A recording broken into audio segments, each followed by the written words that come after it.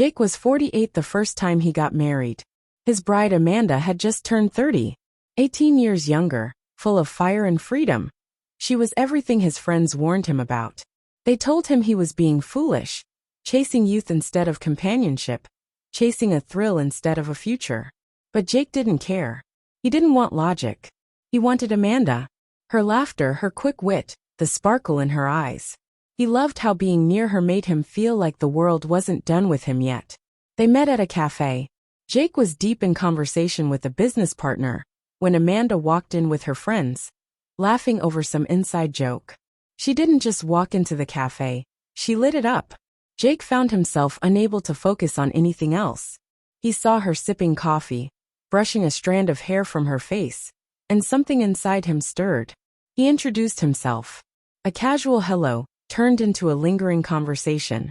That afternoon bloomed into slow, sweet dates, fresh flowers, late-night walks, ice cream shared under streetlights.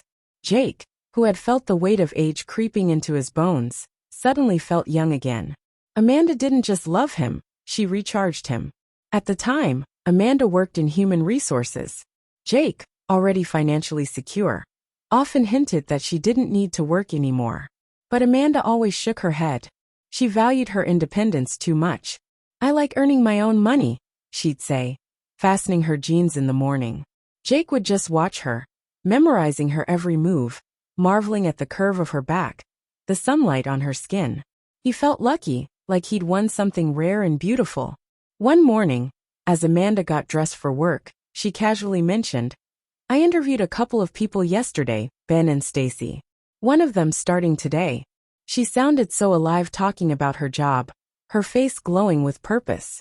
That evening, Jake picked her up, and they went to one of their favorite restaurants. The hostess gave them a look. One of those glances people give when they see an older man with a younger, stunning wife. But Jake didn't mind. Let them stare. He had nothing to hide. He wore Amanda's love like armor. Over dinner, the conversation flowed like wine. They talked about her new hires, their food, the music. Beneath the table, Jake's hand found Amanda's leg, and she shot him a mischievous smile that left him dizzy. But over the next few months, something began to shift. Amanda was still affectionate, if anything more so.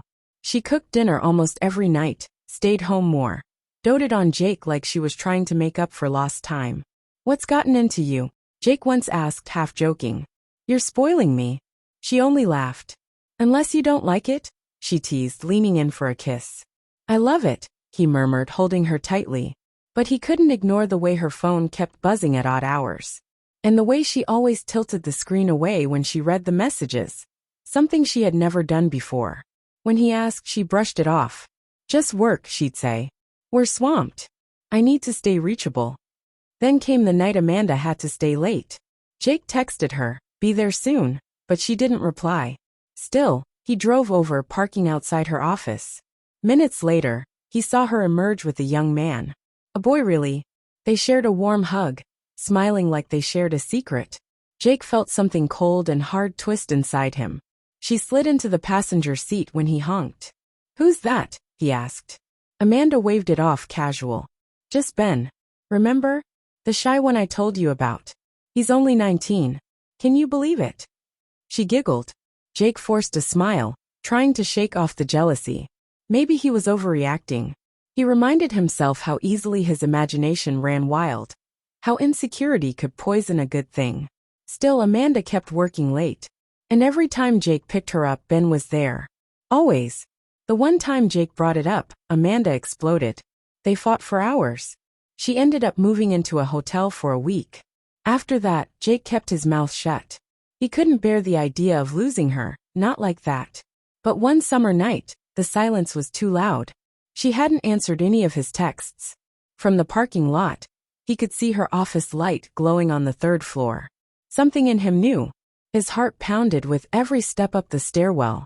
As he reached the hallway, he heard soft muffled sounds, moans, gasps, coming from behind the slightly ajar office door. He pushed it open. Time slowed. Amanda was on her knees in front of Ben. Her shirt was tossed aside. Ben's pants hung at his ankles. The young man scrambled, face pale with fear, fumbling to cover himself.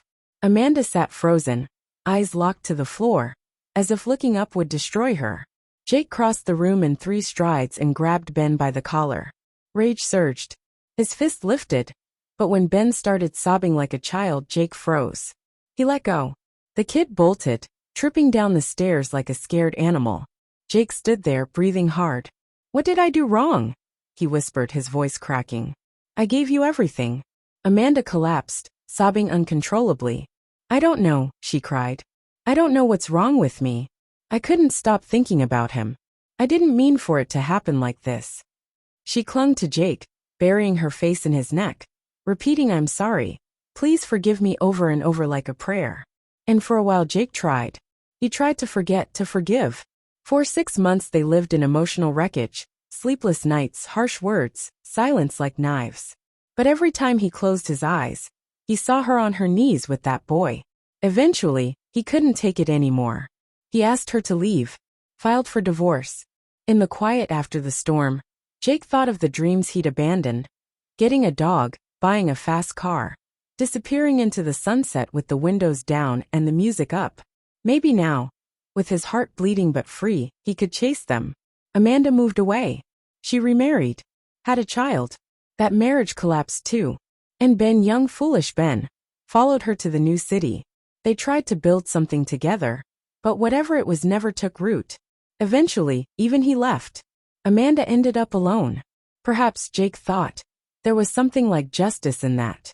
Perhaps it was life's way of showing that some betrayals can't be undone, and some loves, once scorched, never bloom again.